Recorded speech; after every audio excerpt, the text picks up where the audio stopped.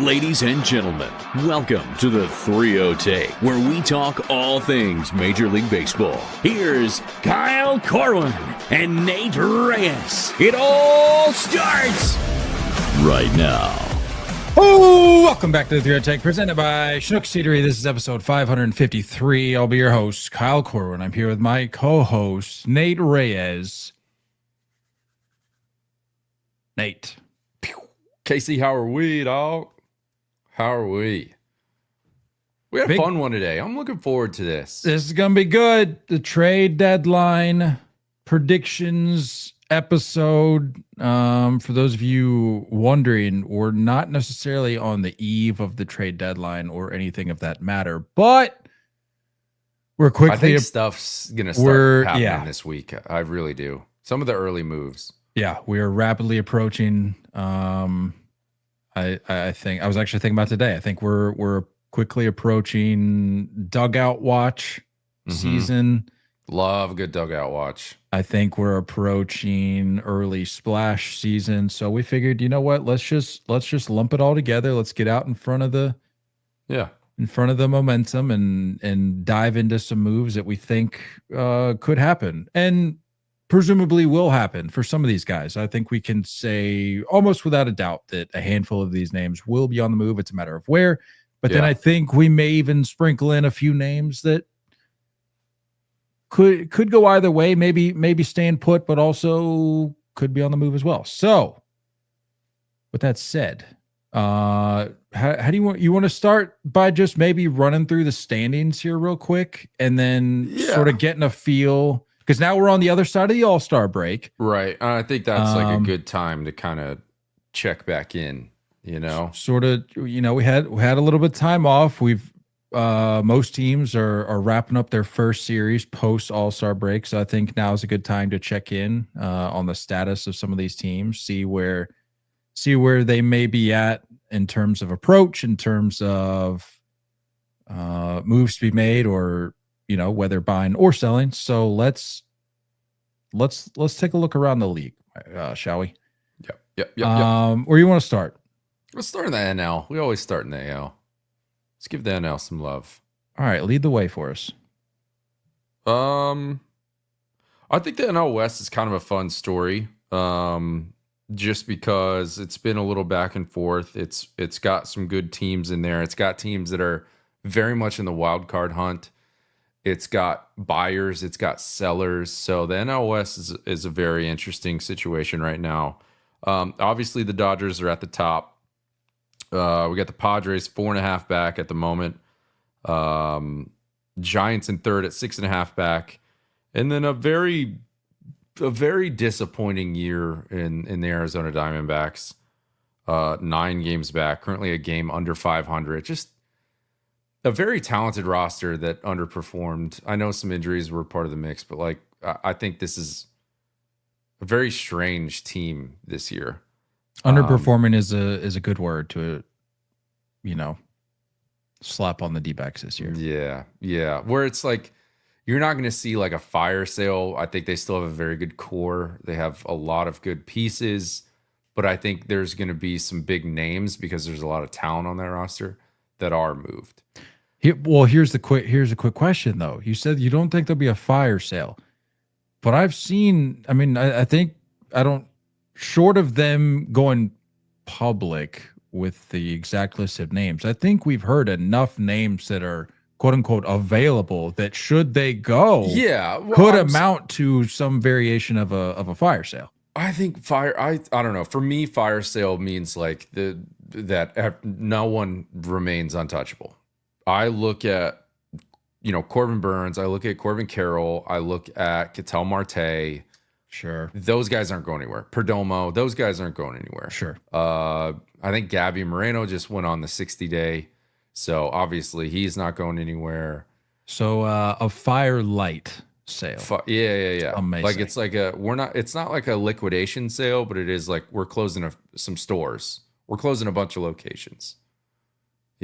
That's not fair. all locations, but we're closing locations. That's fair. It's one of those those going out of business sales that you see just about on every street corner, where it's we're going out of business. Everything must go. You drive Yeah. past the same store. Right. The next year, they're still there. They're saying Right. everything must go. Yeah. Kind of a similar situation there. Right. Like you're like, I need to swing by this store. I think there's one up here on the corner.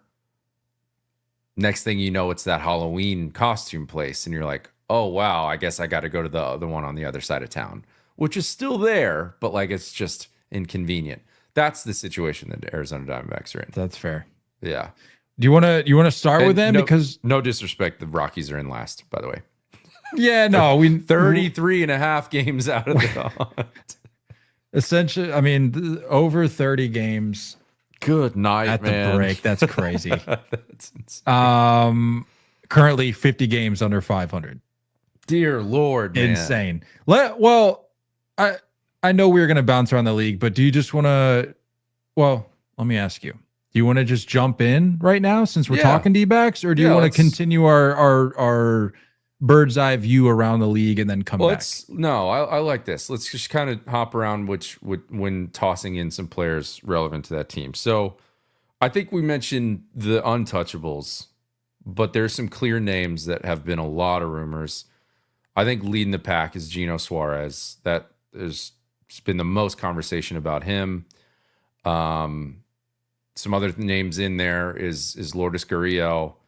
And then an interesting situation with like a very underperforming Zac Gallen, who is set to be in a walk year, and then Merrill Kelly. I think those are like the most common names. And then a little bit of a conversation with Josh Naylor too, because he is only in a 1-year deal. So he's set to be a free agent at the end of the year. So there's like a good batch of names that have control, but are also rentals that I could see being moved. And I think it'd be smart for the Diamondbacks to get off those names. So where do you want to start? Which name? Let's start with Gino. He's first on my list, and I think first on the list of many hopeful fans, not just with some of these popular trade targets, but I think there's a lot of fans out there that maybe even if incorrectly viewing the situation would want Eugenio Suarez on their team right now. Yeah. I, however, have not gone with one of those far-fetched teams. I think this fit makes a lot of sense. And I'm curious if we have the same destination. What you got, pal? I've got Eugenio Suarez going to the Detroit Tigers. Really? I don't have that, but I don't hate it. Eugenio Suarez going back to the Tigers. Some forget. 2014. 2014 Tigers legend Eugenio Suarez, mind you. His strikeout numbers are down, and even for much of his career, but I feel like especially the start to the year that he had this year, it was still my primary focus of like, he just seems like a very singular dimensional player. And he's made some changes to his approach at the plate this year, has resulted in some of the, I'd have to go back and check, but I think some of the lower strikeout numbers of his, in terms of rates in his career, at least going back to, late 2010s. But I just think with him being one of the top names at the deadline, you've got the Tigers as one of the top teams in baseball. Have been. And you mentioned it off air before we hopped on that they have apparently the number one farm system. Deep in the farm system. I just feel like this is a chance for the Tigers to make a splash that maybe not too many other teams would be willing to make. Yeah. And really solidify yourself in what we have continued to call a weak American League. Yeah. And really separate yourself from the rest of the pack. Yeah. I like that. I don't have Eugenio Suarez going to Detroit, but I do have him going to the Central in the form of the NL Central. I have him going to the Chicago Cubs. Really? Yeah. I think that's one of the few holes that the Cubs have is at third base. I think they're going to do some other fun stuff, which we can get to later. But yeah, man, I think that team needs some pop. They're pretty much middle of the road in a lot of offensive categories, and I think they could use a little bit of stuff. But there's really not a ton of holes that they have. I just think they're going to make a smart move and go get the one guy that they need to go get. So I'm putting Eugenio Suarez at the top of that list for them. I think there's a lot of teams, like you were saying, Eugenio Suarez is being looked at by a lot of different teams. But I just think like the Cubs don't need a ton. I don't think they're going to make a bunch of moves. It might as well just go all in on like one move. And we've talked about it before, like having Kyle Tucker, this is like the year where you gotta really go for it. So that's a good move for them. But I don't hate the Tigers pick. I do not hate that. No love for Matt Shaw. You think? I like Matt Shaw, but I think enough of the experiment. Yeah, I don't. I think there's a good future there. I really do. But you're saying double down now while while you've got the chance. Yeah, like double down now while the pieces are in place. Like I don't think it eliminates the future of Matt Shaw being the guy moving forward. I just think it's kind of a piece that's needed right away. So, but let's talk about the arms in Arizona. You mentioned Merrill Kelly, Zac Gallen. Look, I've seen, believe it or not, both names attached to the Boston Red Sox, but hear me out. I think with the track record for the Boston Red Sox, you're either going to get, if you're the Red Sox, you're going to get an uninspiring name and maybe roll the dice to where you don't have to take as big of a risk in terms of what you're sending back or paying. Okay. Whether we're talking deadline or off season. Okay. Obviously a couple exceptions as of late, but track record over the years has proven that you're either going to take that route or you're going to go get the guy. I don't think the Red Sox are going to be willing to go after a guy like Zac Gallen, who has shown you what he can do, but is having, for all intents and purposes, a not great year. Yeah. So I don't think the Red Sox are going, if it wasn't going to require the price tag that I think Zac Gallen is going to carry with him at the deadline, that might be a guy that they'd roll the dice on. But I think because of the name, that's not necessarily going to be a place they look to. Merrill Kelly, however, having the undoubtedly better year. Yeah. But what does a return for Merrill Kelly look like? Well, I don't think anything crazy. I think it's high. I actually would say the return for Merrill Kelly is higher than Zac Gallen, just because of the performance. They're both set to be a free agent at the end of the year. So I think Kelly's going to ask for a little bit more.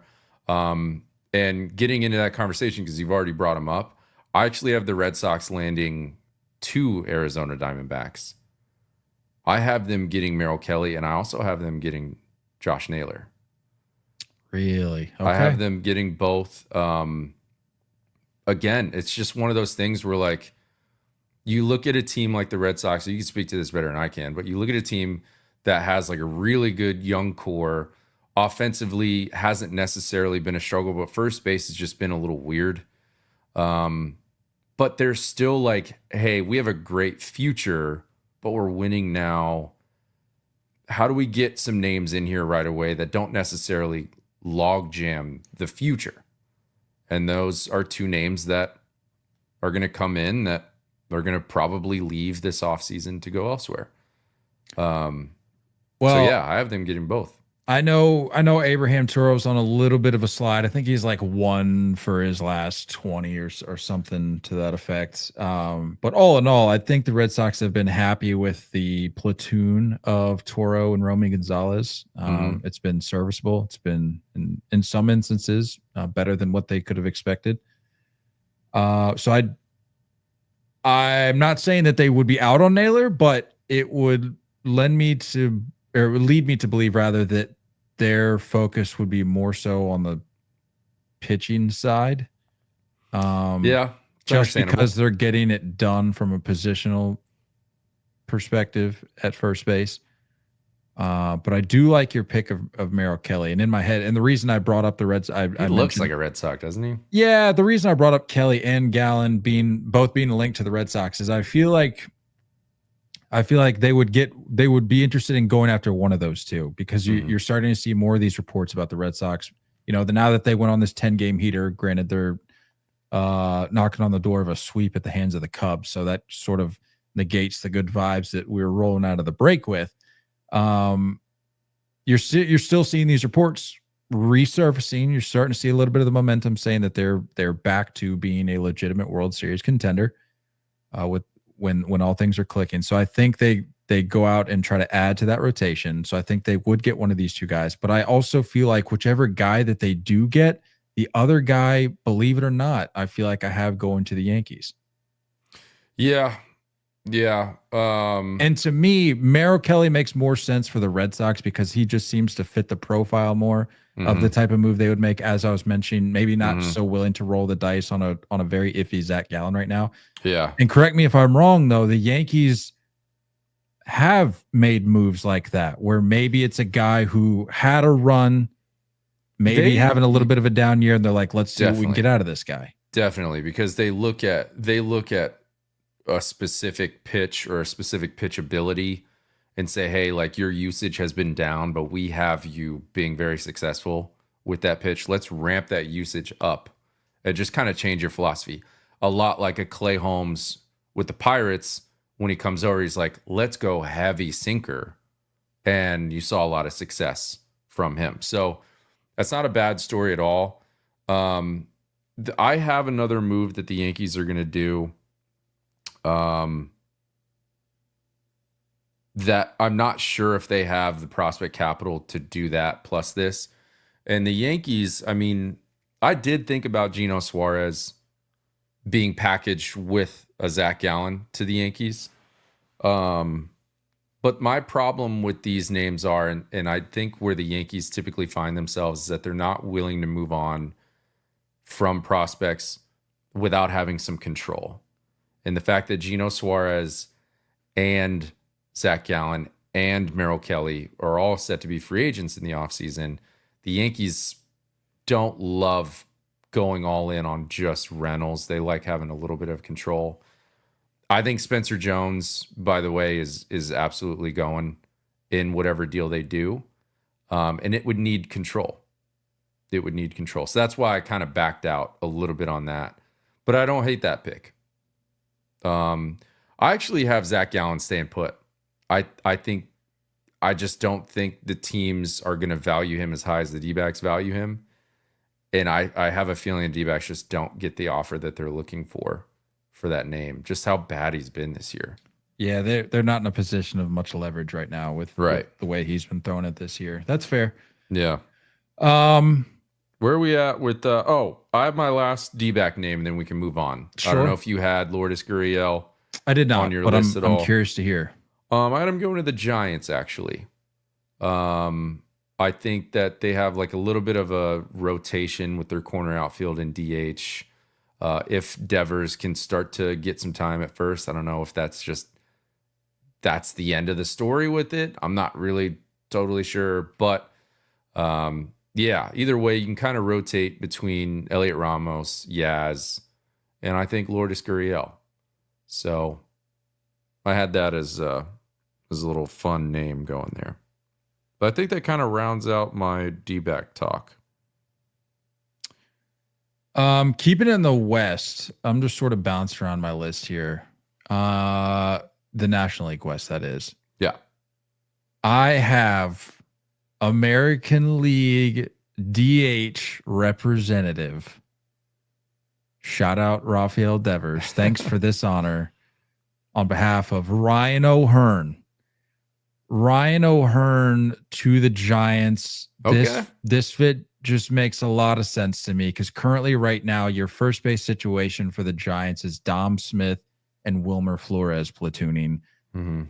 why not go get one of the, and we, no disrespect, we've been making jokes about Ryan O'Hearn, post all-star break, talking about like, is this really one of the best bats that's going to be available? But the reality of it is he's hitting 282 with 11 jacks, OPS of 135 or OPS plus of 135.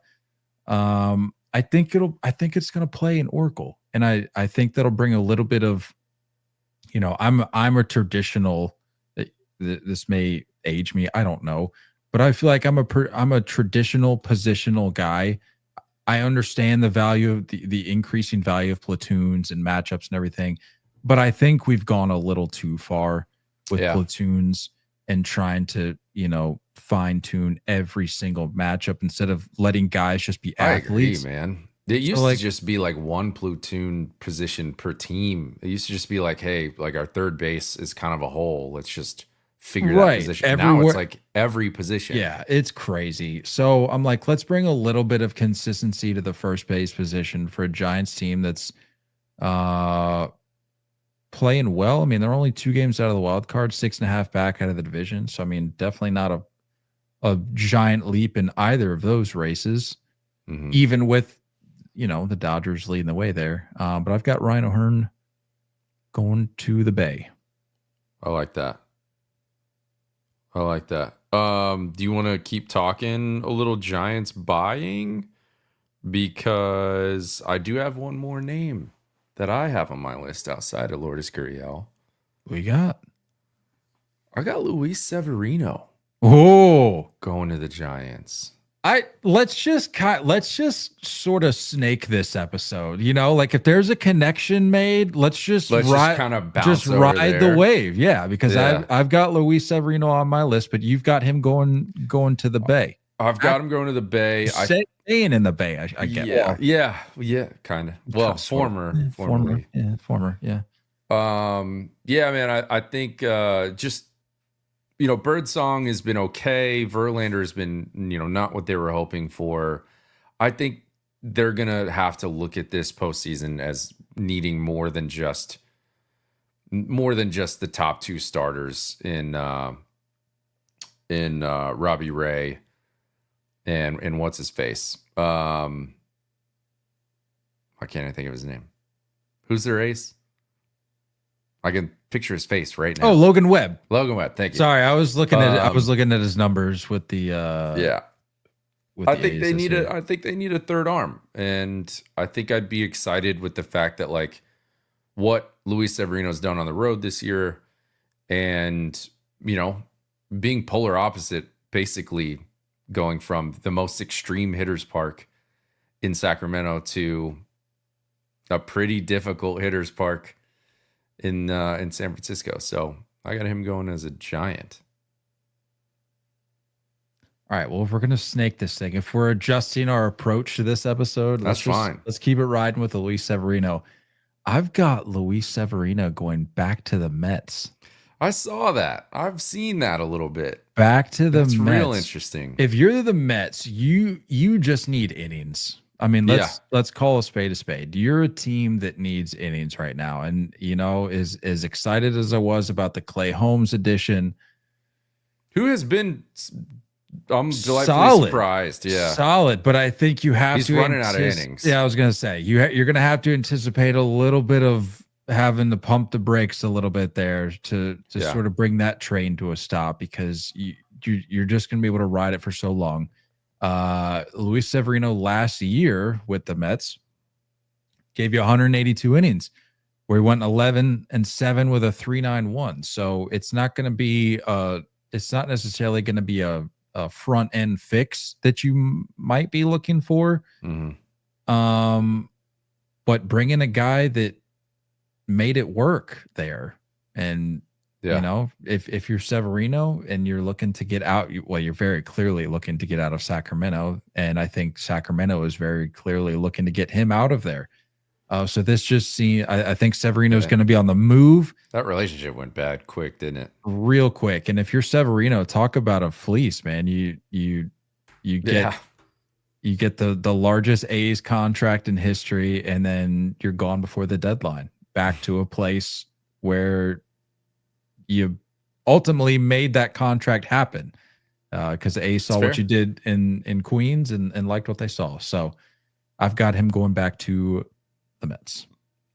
So by snaking, are you saying like team, like we should stay on the Mets right now? Because I got a couple names. For if you want to go Mets, doing. Let's go with the Mets. All right. Well, just to kind of stay with a little bit of our theme to start it out, the Mets are currently a game and a half back from the Phillies in the NL East and hold the second wild card spot in the NL. Game and a half up on that.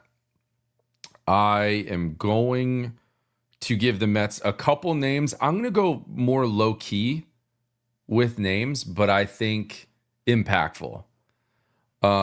First name being Andrew Heaney. You said they need innings. I think this is a fairly affordable name that has been pretty solid this year. So I don't really have a ton of feel behind that. It's kind of just like a gut, shoot from the hip kind of name. But my other name has gotten a lot of attention, which I don't know how I feel about. I feel like it's kind of misplaced, but I guess it's been better. Is Yohan Moncada from the Angels. I have him also going to the Mets. Moncada being in trade rumors in the year 2025 absolutely baffles me. Crazy. Absolutely baffles me. He's gotten a lot of attention, man. And I think the Mets are just kind of at this weird place at third base, man. Like it's I know Vientos started off, in the system trying to figure some stuff out. There's some injury involved there, but like him and Brett Beatty haven't necessarily been impressive. And it's another one of those situations where like, look, like we can let those guys develop and continue to be our guys down the road, but like we need to find some security now. I feel like Moncada brings that a little bit. So, have you heard much of anything about Moncada to the Yankees?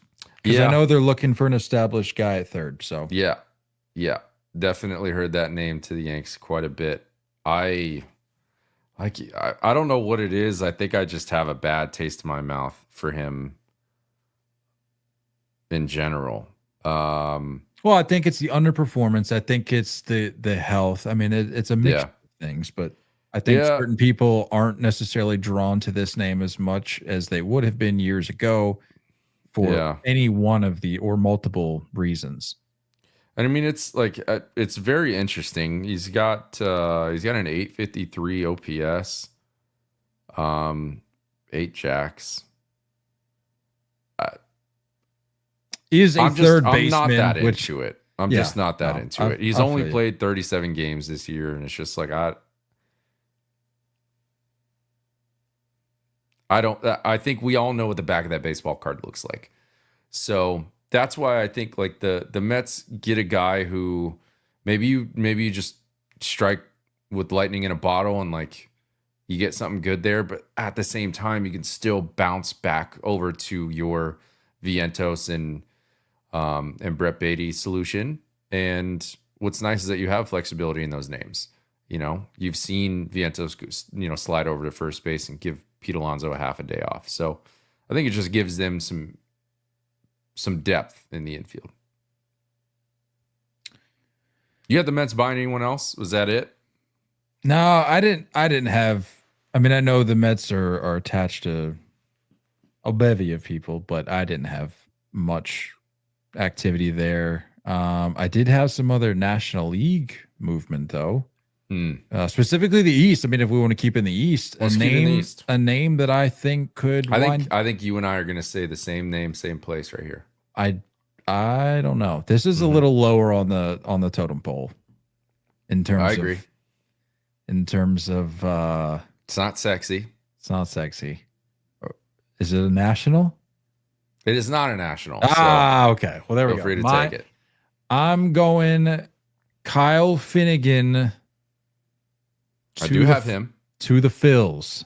All right, to the Phils because your current solution at closer right now is Jordan Romano.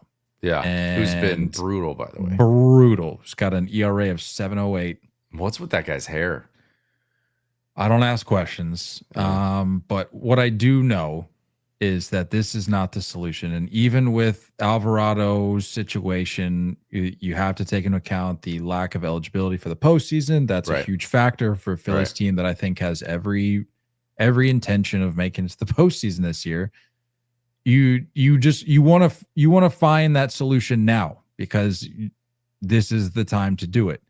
And like I said, not exactly the sexiest of picks, but it's a guy that could. I like that. I mean, he's a stud. Well, he's had a rough couple last outings, and I'm not going to say that that's representative of his entire year. But I think over the last few years, it's been pretty impressive. Yeah. Well, I mean, I think he's been on the NL save leader last year, wasn't he?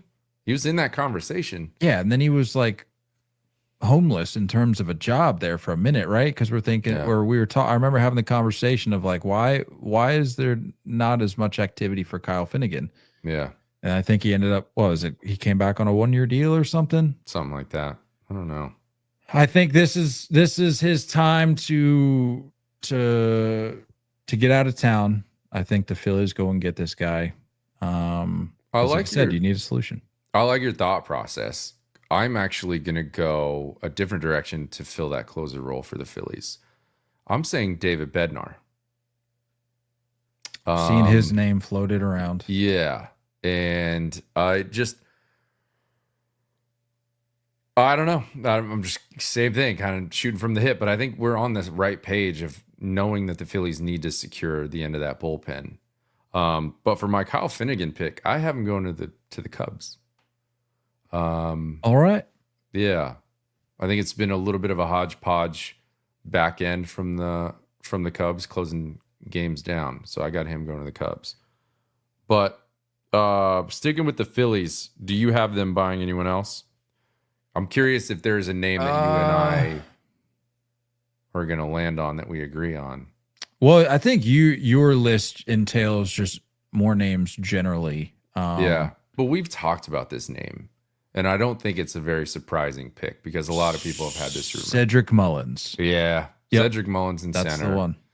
I like that. I like that pick.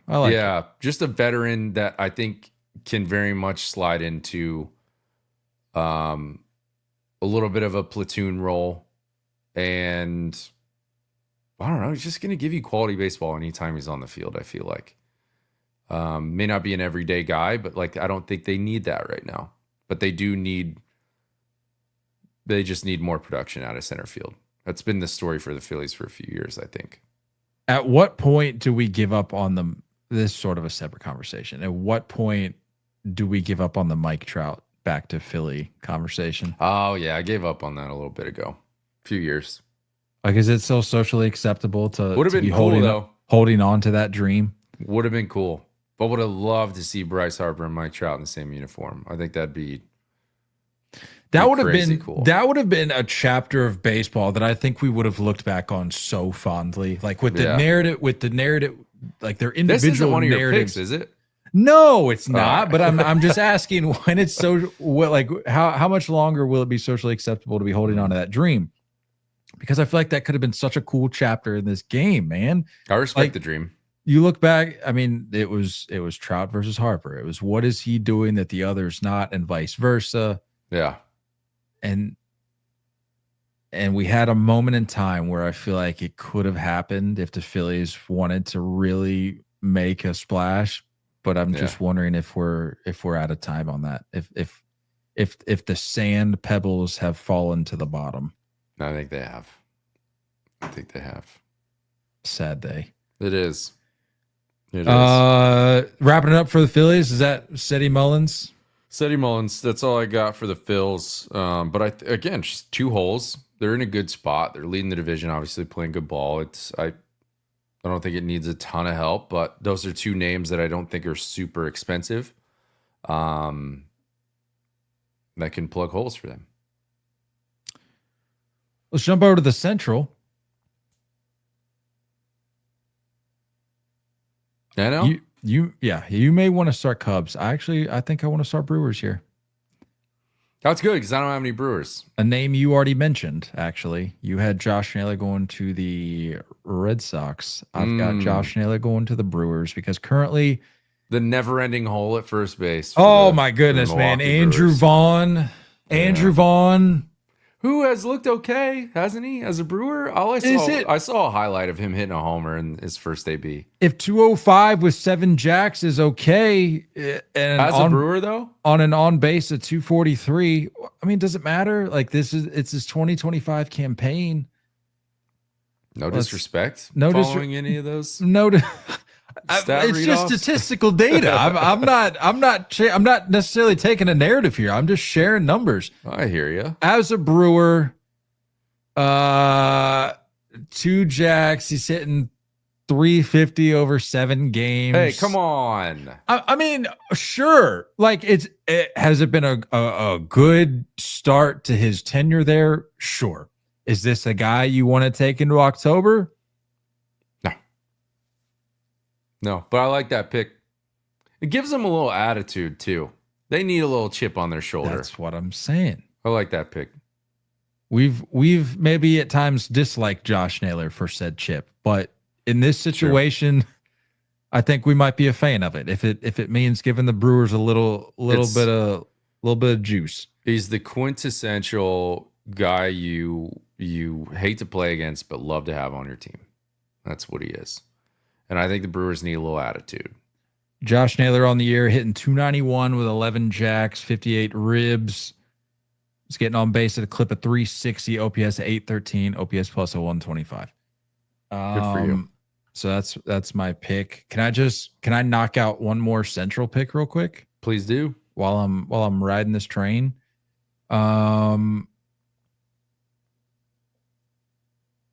Let's go. I think I've actually said this on here before, but my pick hasn't really changed. Although I want you to talk me through this. Okay. I've still got Sandy Alcantara going to the Cubs. As do I. Cubs currently sit at 20 games over 500. They're 59-39. Good. But let me ask you this. Is Sandy enough of a splash for a Cubs team that is having such a dominant year? Because we talk all the time. I'm a huge proponent of putting your foot down on the throat of the rest of the division, the rest of the league, based on where you're at in the grand scheme, like the landscape of the rest of the league. If you have a chance to put your foot down on the throat of the rest of the division, the rest of the league, or even all of baseball, like if you're the Dodgers, for example, or maybe even the Tigers, I feel like you got to do it. And I feel like the Cubs really have a chance here, given the way that they've been playing this year, to really make a statement at the deadline. And I'm just wondering if this is it. I don't know if this is enough. Well, that's why I paired it with these other moves. I think if you get Eugenio Suarez, if you get a Kyle Finnegan, and if you then followed up by getting a Sandy Alcantara, like you have filled every spot. And I think you can kind of get by with one of those 3 names, maybe not performing fully. But Sandy, I mean, he's got control. We know what he's capable of based on his history. I think it's a little bit of a weird year. I don't think it's been terrible. I don't think it's been like as low as a Zac Gallen, but it hasn't been great. And that's why I have them saying like, this isn't our one sexy splashy move. I think it's paired with something else like a Eugenio Suarez. So I don't know if you have the Cubs doing anything else outside of Sandy, but that's my logic behind it. Let's go get Sandy. Let's also go get somebody that we know is a little more secure. Know what I mean? He just hasn't had the turnaround that I think the Marlins were really hoping for. Like, because we touched on it briefly, I think maybe a month or 2 back, where we're like, you've got a limited amount of time if you're the Marlins where you can really bank on him turning things around and getting that stock back up. Dude, he's had 1, maybe 2 starts that I think would pass as Alcantara-esque. Very good. Yeah. One of which being against the Pirates. That's why No disrespect. That's why it's interesting for me because like, and I have another name that I can kind of tie into this conversation. I'll visit down the road. But there's nothing, if you're the Marlins, which they mismanage nearly every possible opportunity, but they don't have to move him this year. Like if you feel like you're not getting the offers you want, you still have 3 more years to try again. You know what I mean? So I think that's why the Cubs make sense to me, because it is a let's push chips in the middle of the table now. And it's also, hey, Kyle Tucker, look what we're trying to do to continue building this thing up to bring you back. So I think that's why Sandy checks that box. I think that's why the Cubs are one of the few teams that will likely be able to answer the asking price that the Marlins will have for him. I don't know what their farm looks like, but to me, it seems like the Cubs don't really have any other choice but to be strong buyers. And that's why I see it happening. And I think, I don't know, who knows? And even if he doesn't become the ace, Sandy Alcantara, at least there's some rotational depth. And again, you're checking that box of showing Kyle Tucker, hey, we're also in on the future. It's not just this year. So, yeah. And to clarify my comment from earlier about he's had 1, maybe 2 starts that have passed as like very good. That's only going back to the beginning of June. So I'm really just looking over like the last month and a half. Sure. Like really zeroing in on that time frame I was talking about, where we were hoping for a turnaround as we approach the deadline. Over the course of the season, though, obviously not great. But if you really look at the last month and a half, to where, like I said, I think the Marlins were hoping to bump up that value as high as they possibly could until it became time to ship them out. You haven't gotten much from them. So I don't know. I'll be curious to see. I'm with you though. I don't think you have to do it, and I think they would be wise not to. Yeah, but they mismanage everything. They do the opposite of what everyone thinks. Yeah, which is what, I was like, the Marlins very well could ship him out. So I at least want to have a team attached to him. If we're going predictions, but I think if you're looking at a smart business move or a smart move, if you're the Marlins, it would be to not. Yeah. But that's just me. I'm with you. You got anything else going on in the NL Central, or do you want to slide to the AL Central? Because I feel like there's a lot to talk about. There is. I'm just now realizing I forgot to slide in one National League West pick. Then I think we can jump over to the AL. Oh yeah, I think we probably have the same one. I have a lot more NL picks actually, so maybe that's good that we don't move on yet. I have a lot more NL than AL. Yeah. So you may have to you can lead the way in the American League. But I've got Jarren Duran being acquired by the Los Angeles Dodgers, because when you look, we talk all the time this time of year about is your solution, if you're a contending team, is your solution at this position or position group viable? I don't know if the back end of the rotation, as many options as they have, I don't know if they have a guy. You're saying bullpen? Yeah. You said rotation, so I'm just checking. Excuse me, bullpen. Tanner Scott, Kirby Yates, not the combo they're looking for right now. Maybe shift them to some higher leverage situations and then allow Duran to come in and be the guy that locks it down for you. Yeah, understandable. A lot of control left. They obviously have pieces to move, so I don't think that's a crazy pick. Top 5 farm system, if I'm not mistaken. Yeah, and like very, very much like big league ready guys, names that can move. And Andy Pages, I could very much see leading the charge in a move at some point. I have the Dodgers focusing more on their rotation and less on their bullpen. So I have the Dodgers buying 2 rotation names, one sexy, one not so sexy. Let's hear 'em. I say Dodgers. You say Kikuchi to the Dodgers. Wow. You like that? Well done. Yeah. Well done. Thanks.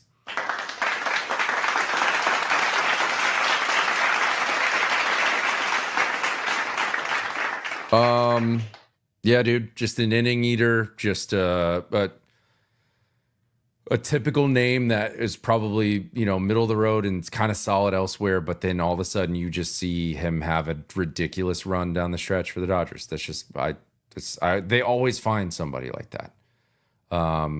So I have him staying in town, but just walking across the street. And then my other name that the Dodgers are going to get is a little more sexy. And going back to the point I made earlier of having a lot of names that are big league ready to roll. Here's a team that needs some big league ready names in the Pittsburgh Pirates. I have Mitch Keller going to the LA Dodgers because they can afford it. They can afford to make that move.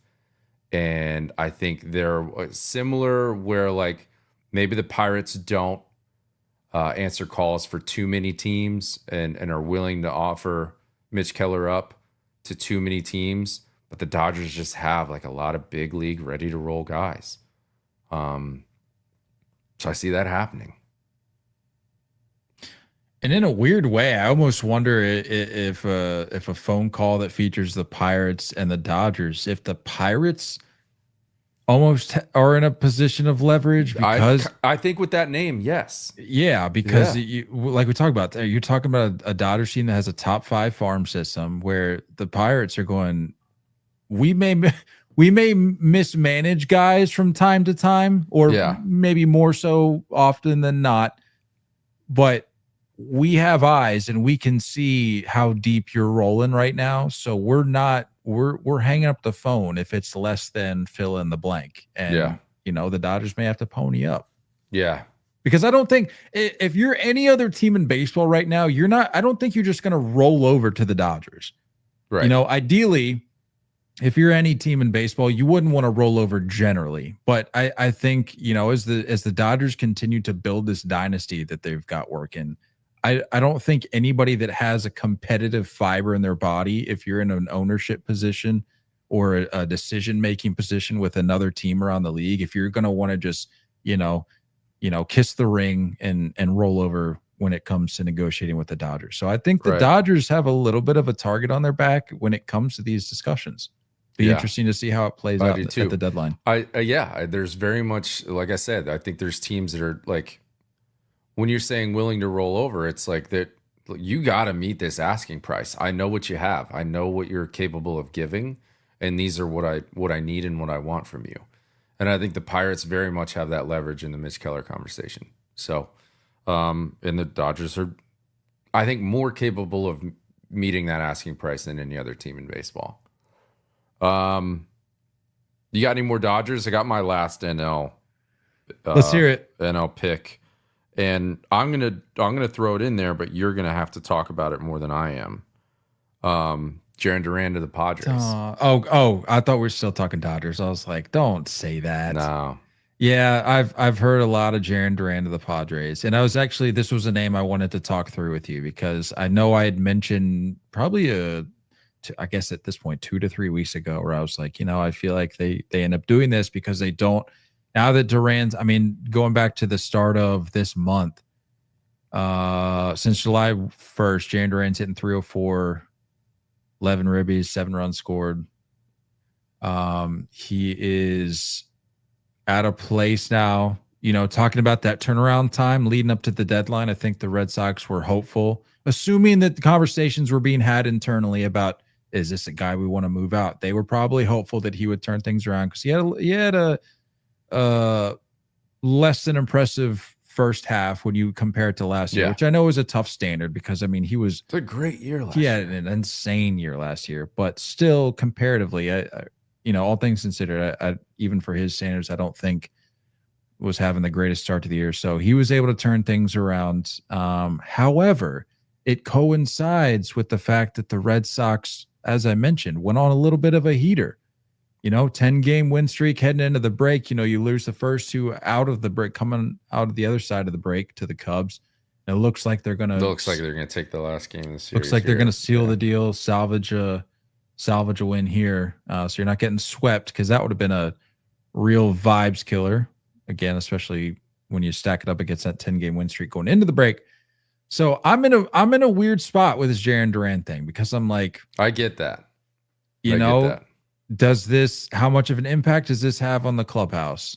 How much of an impact does this have on the remainder of the season? I know you can't, you have to think macro to some degree with these moves.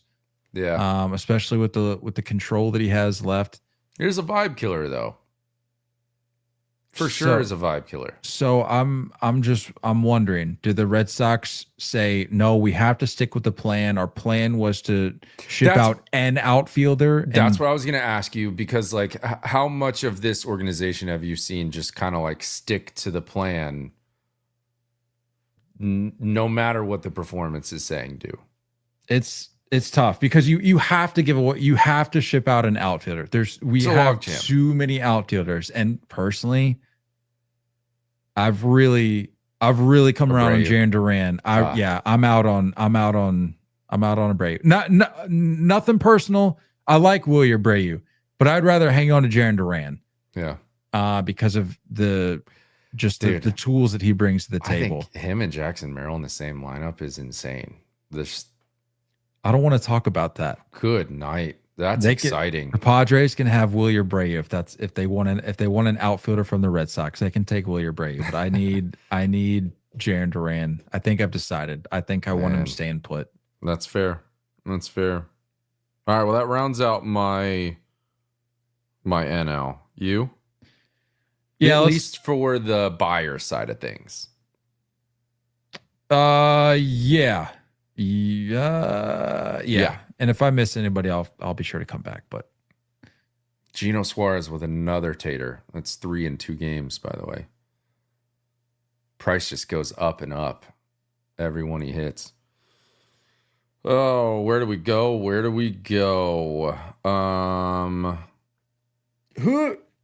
Let's talk and a team that we were sort of, talking about before we hopped on. Let's talk about the Guardians, because you said that you would be shocked if Emmanuel Clase has moved. I would be. So you don't even have him going nowhere. You have him staying put. Yeah, I do. I don't really have any Guardian stuff of note at all. Interesting. Okay. Yeah. Because I saw the report that said they're ready to listen to offers for all but 4 guys. That includes J. Ram, Stephen Kwan, Clase, and Cade Smith. Yeah. Interesting. I'm with that. I think those are the names you got to hold on to. And no disrespect, there's not really other names that I think are worthy of put on this list for today's episode. I think may have some impacts elsewhere at some point, but like, I don't know. If one of those 4 names gets moved, then maybe. But like, I don't know. J-Ram's obviously your future. I love what Stephen Kwan brings to the game. In Class A, it's weird to me for them to have the success they did last year and get rid of any of those names and think that it's time to completely burn it down. I don't think so. I think it's just, hey, we kind of ran into a buzzsaw with the Tigers this year, and we don't need to fully unpack everything. Just run it back next year and see if we can do it a little different. No need to overreact. Just retool and readjust. Yeah, that's where I'm at with them. So I don't have any Guardians on here, buy or sell. Interesting. All right. Yeah. How about out west? I think we've mentioned the Mariners. You got anybody? Astros, Mariners? I got some good Astros Mariners stuff actually. You mentioned a name earlier in Ryan O'Hearn. I have him going to the Mariners. Like that. It's been a little weird at first base. I I think I saw Rowdy Tellez getting ABs. Yeah. Yesterday. I had to do a double take. I was like, I completely forgot that this was the reality. Yeah, it's just a strange spot. I think that makes a lot of sense. I don't have them doing much else. We know how they kind of operate. It's just they don't really get too sexy with it. Can I throw out a name for the Mariners? Are you getting sexy with it? Depends. All right, hit me. How do we feel about Marcelo Zuna to the Mariners? I have that name, but I don't have him going there. I said this right before we hopped on. It had been a minute since I checked in on the current state of the Seattle Mariners offense. We talked about this. We had been talking about this for a while. Wilyer Abreu, by the way, 2 jacks on the day. Yeah. So you want to talk about the price going up. What? Let's keep this rolling. Get a haul back for Abreu, and we'll keep the vibes rolling. But the Seattle Mariners offense, dude. Yeah. 9th most runs scored in all of baseball. They've got the 6th most homers in all of baseball. And I think adding that's Mr.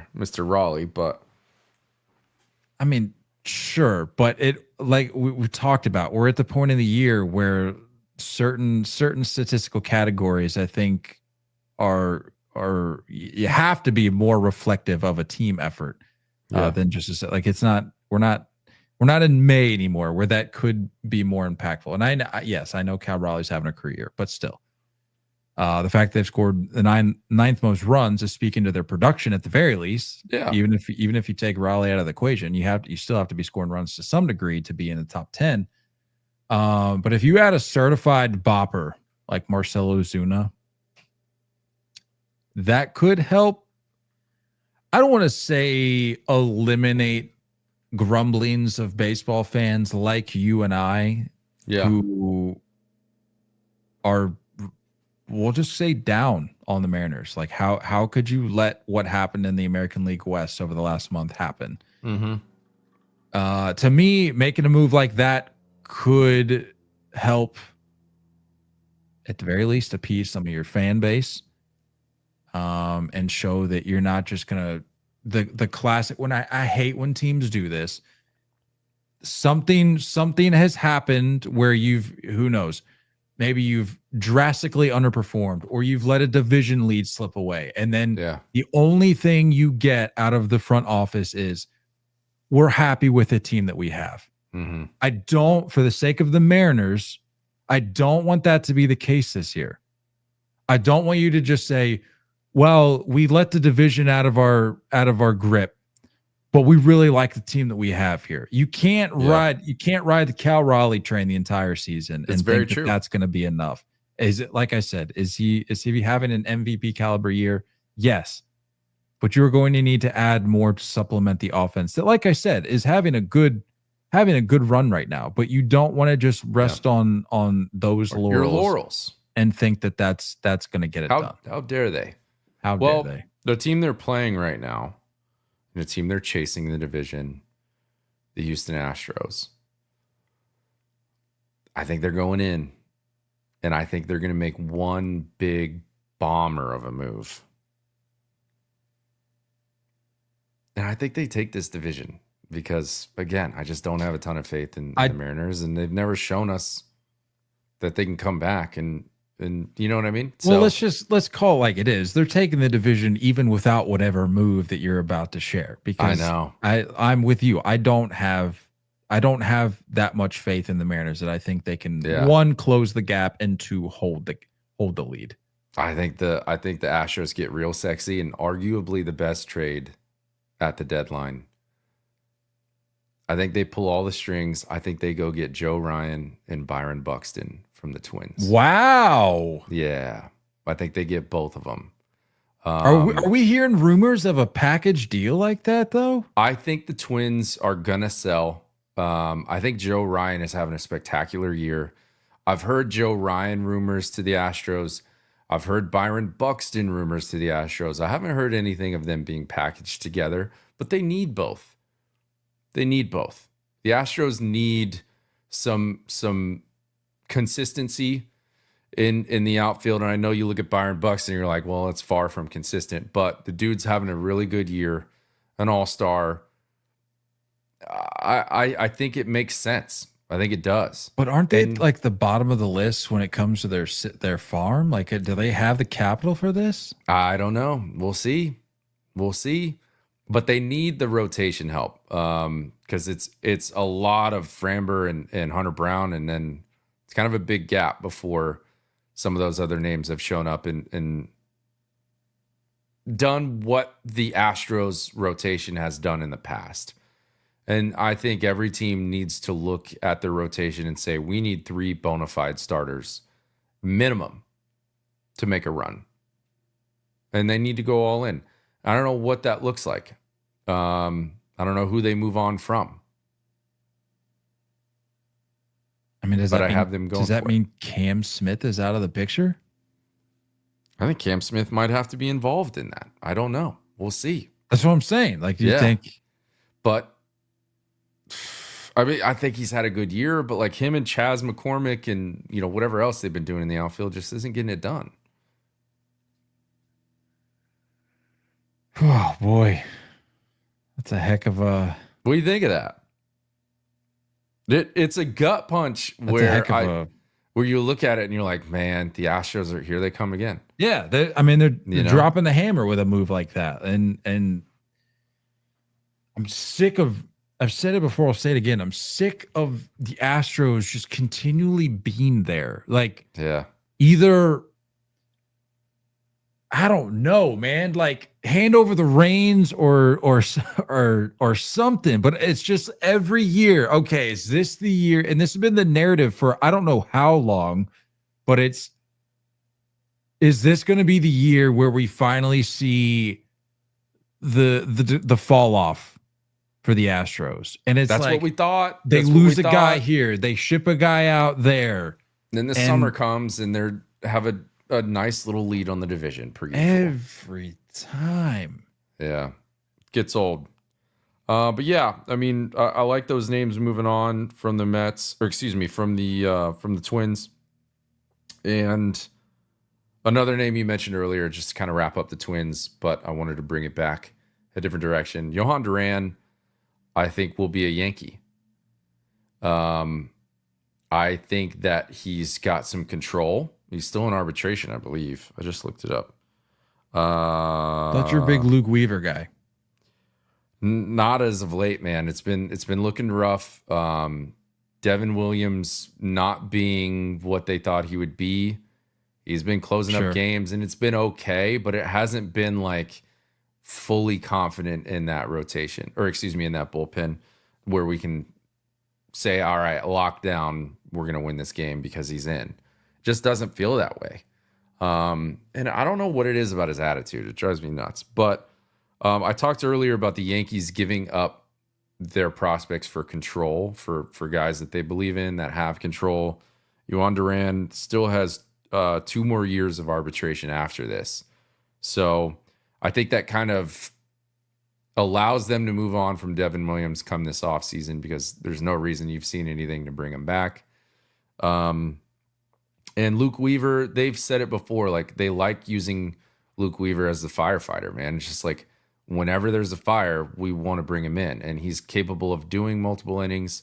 They like seeing him in the 6th. They like seeing him in the 7th, the 8th. Like they like using him that way. And I think that's a really good piece to have, especially in the postseason, but you still need the confidence in a closer. And Duran's looked pretty good.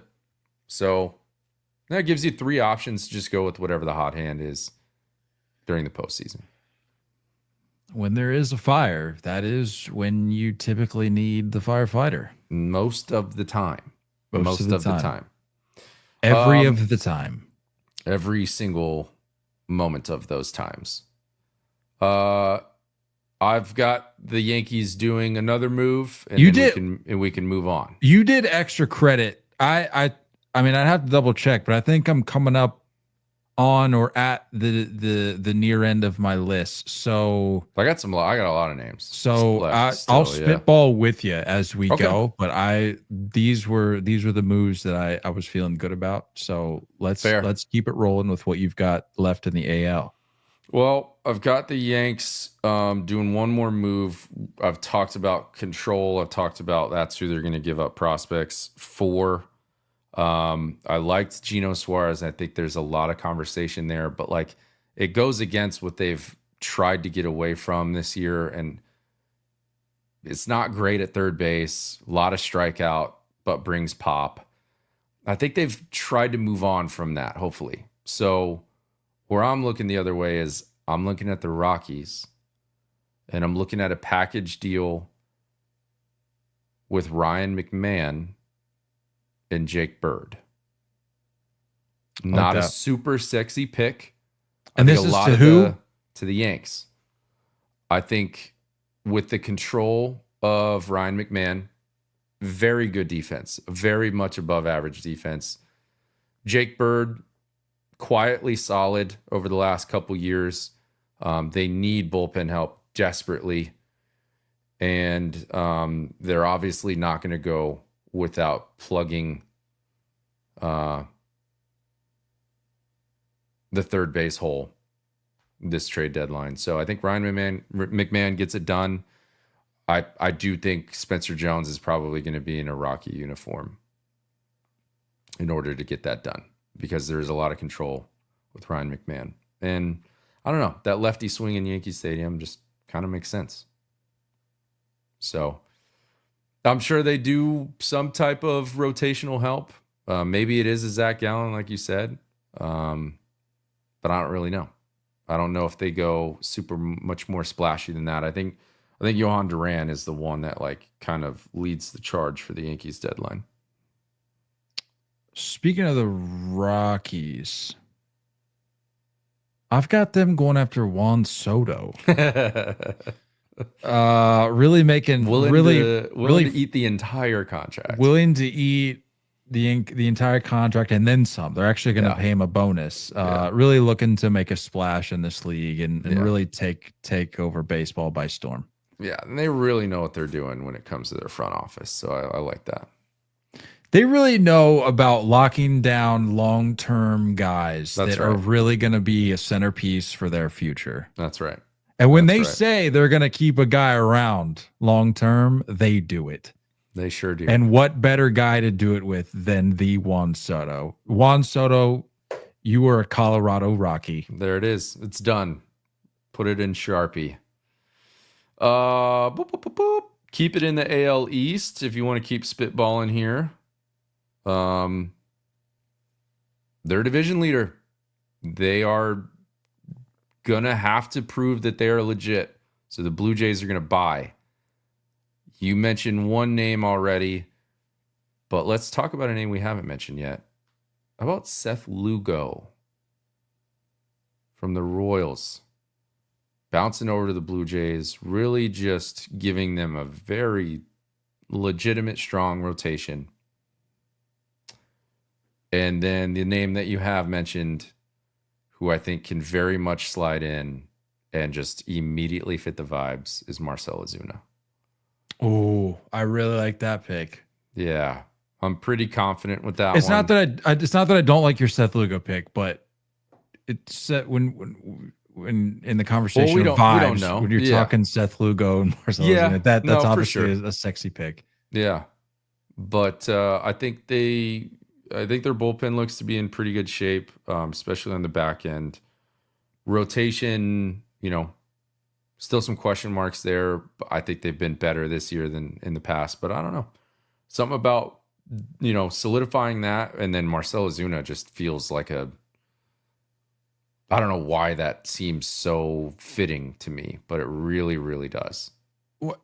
My brain is struggling a little bit today. Am I forgetting something? Do they just have a revolving door at the DH spot? Kinda. Right now? Yeah.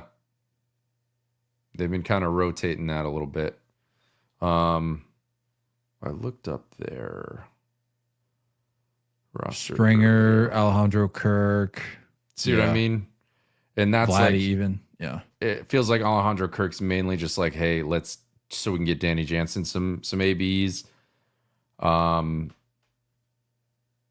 yeah, I mean the flexibility of some of these other names. No, not Barger, Danny Jansen. He's with the Rays. Not Danny Jansen. Who was I thinking of? Heineman. Yeah.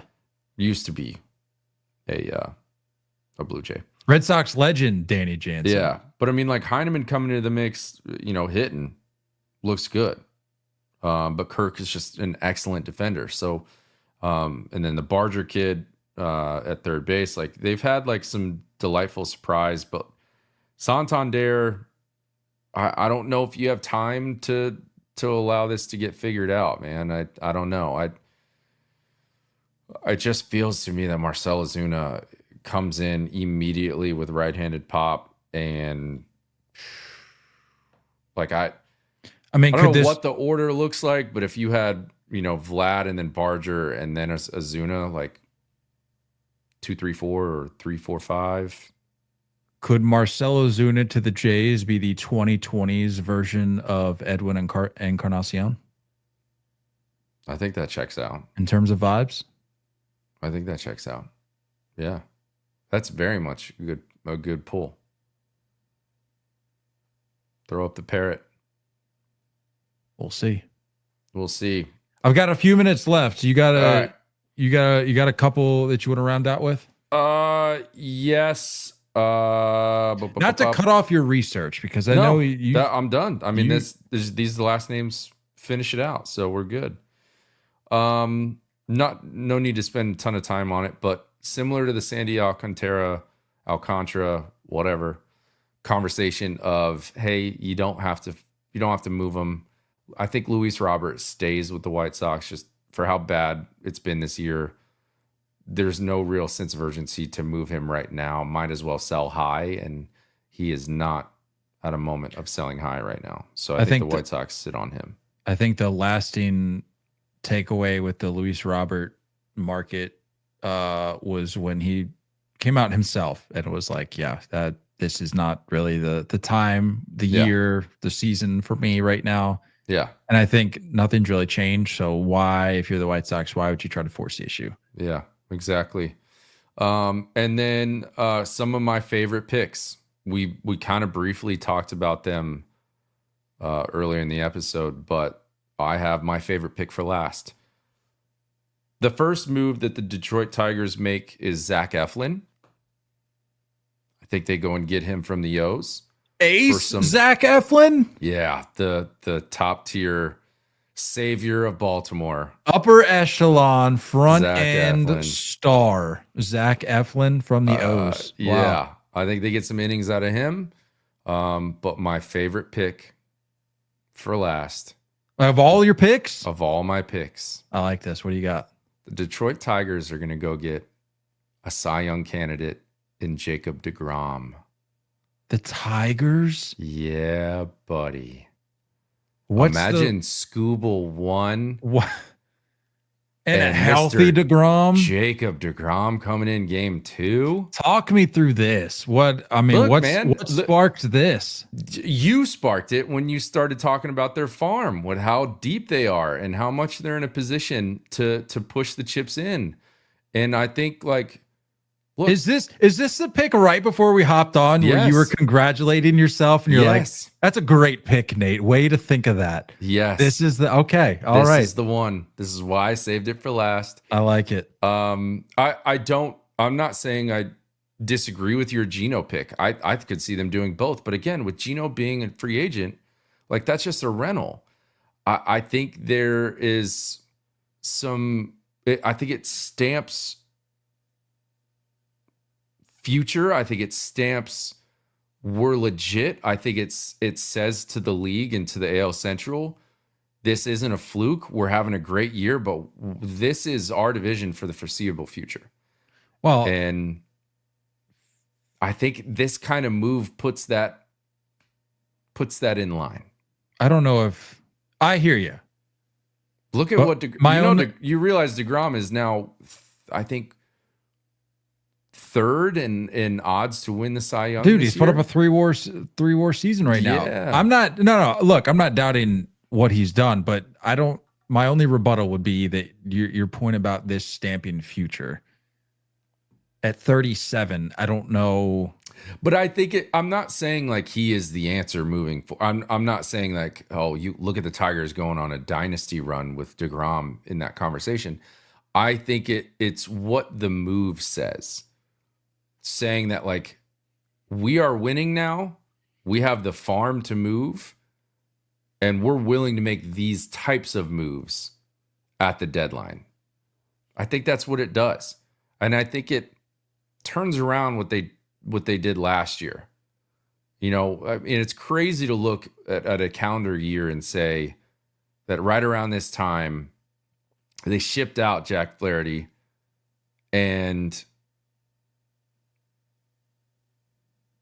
it's like snuck into the postseason and like kind of did a little bit of a scare. And maybe they regretted making that move. I think this deadline says it's going to happen a little bit differently. I think this deadline is going to say, now we're getting after it. And I like that 1-2 punch. I mean, who wouldn't? Who wouldn't? Wow.